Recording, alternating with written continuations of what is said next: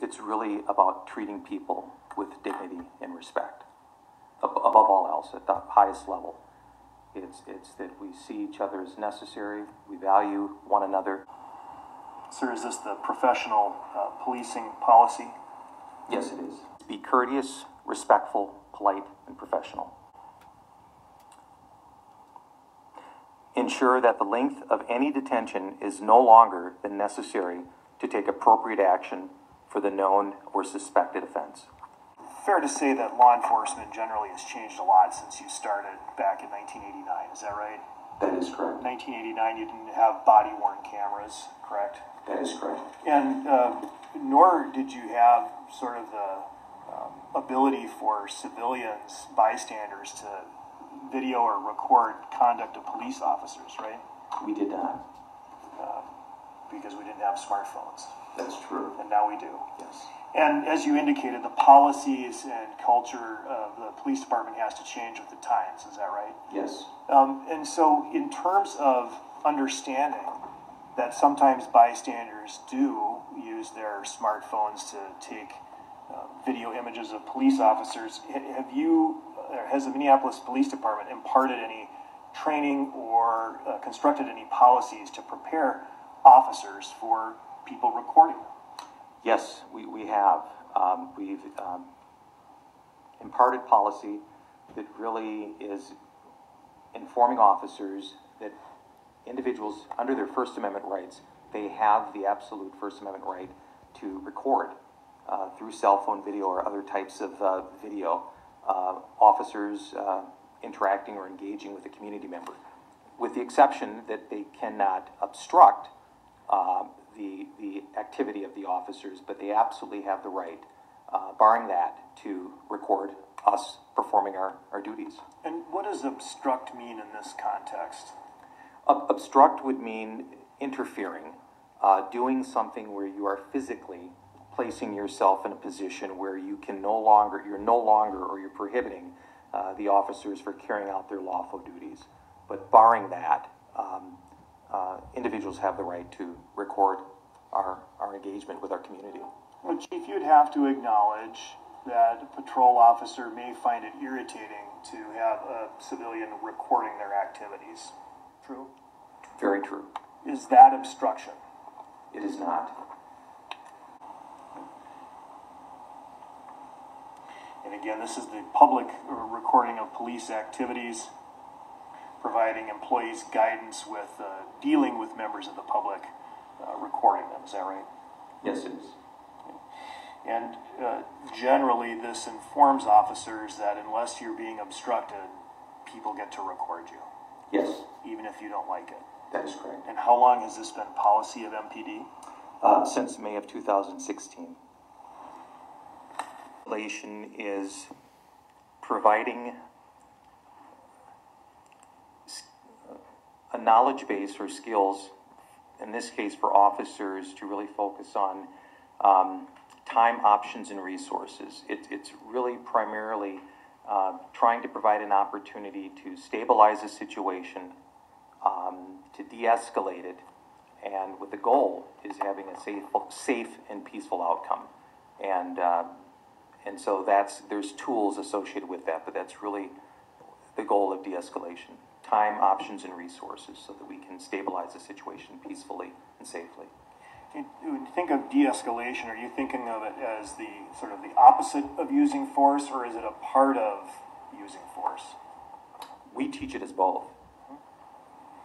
And when you started with the department back in 1989, was there an emphasis on de-escalation? It was not mentioned. It's not heard of back then. Okay. When did de-escalation start becoming more of a topic of conversation in law enforcement communities?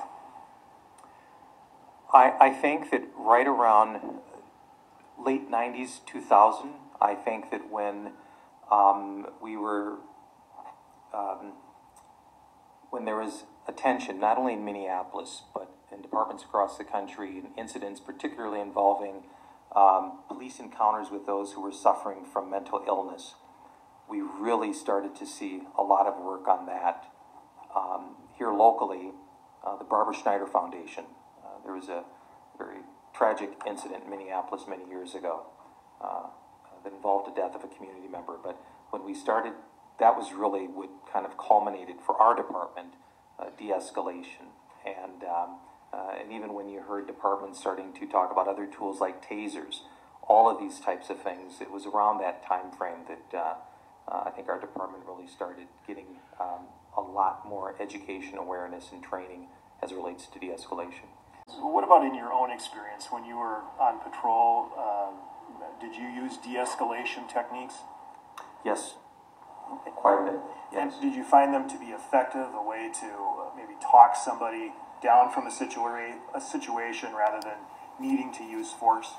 Yes, and with the primary goal is that you want to keep yourself safe as an officer, and you also want to keep the community safe. And so a lot of it hinged on communication and listening and verbal skills. And so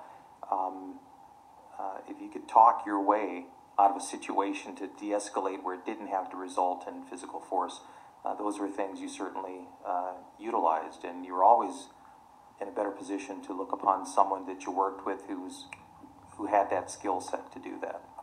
But if you can't talk somebody out of the situation, if you can't de-escalate, you can't, right? And you have to then use a different method. That is true. And so it really comes to what's reasonable at the time. Is that right? Yes. Does Minneapolis Police Department currently have a de-escalation policy? We do.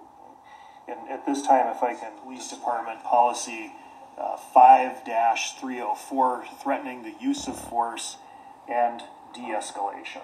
This is the policy, and it's a policy as it existed on May 25, 2020. Is that right?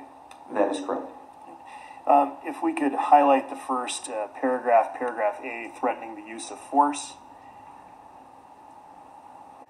As an alternative and/or the precursor to the actual use of force, MPD officers shall consider verbally announcing their intent to use force, including displaying an authorized weapon as a threat of force, when reasonable under the circumstances.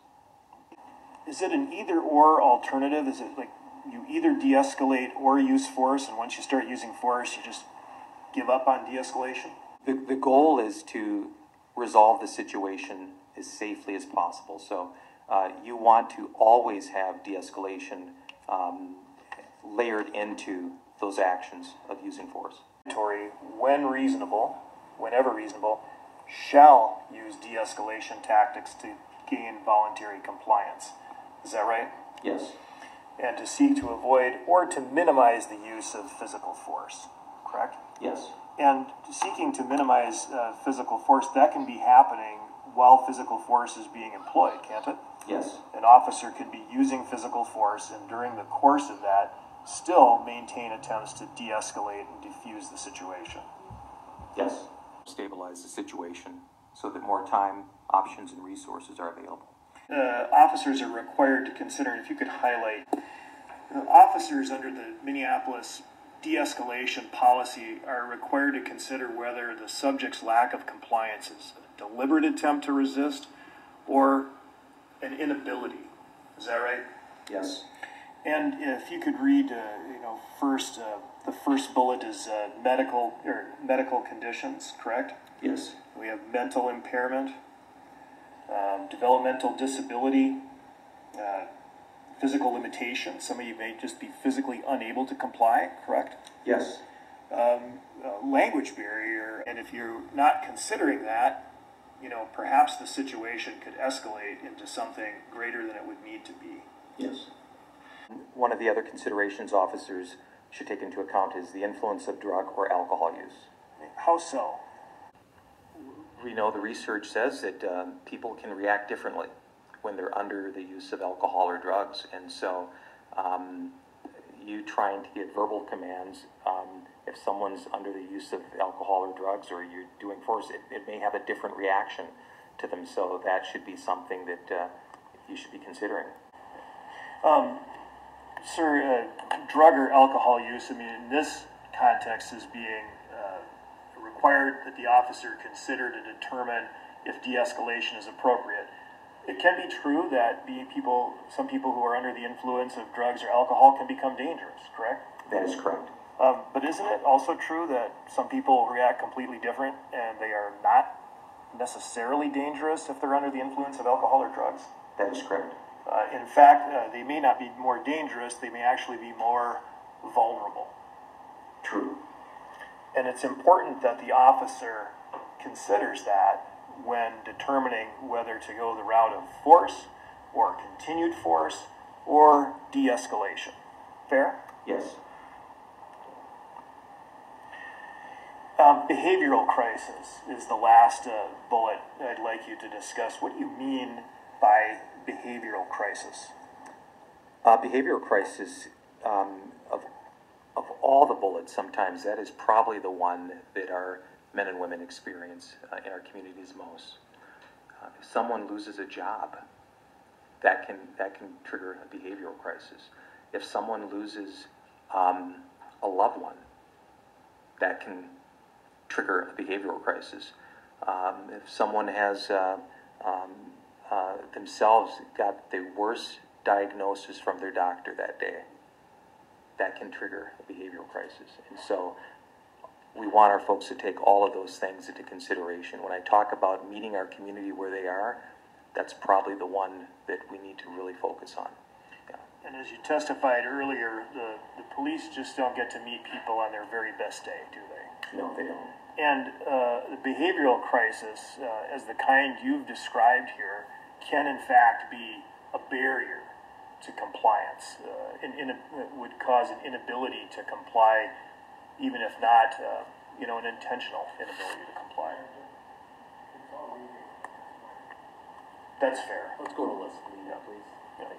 Yeah. And so the purpose of the listing of behavioral crisis as a point of consideration for a law enforcement officer is what? Again, it's recognizing that when we get the call from our communities, it may not often be their best day, and they may be experiencing something that is very traumatic. But we're going to respond, but we have to take that into consideration because, as I mentioned again, we may be the first and last time they have an interaction with a Minneapolis police officer, and so we have to make it count. It matters.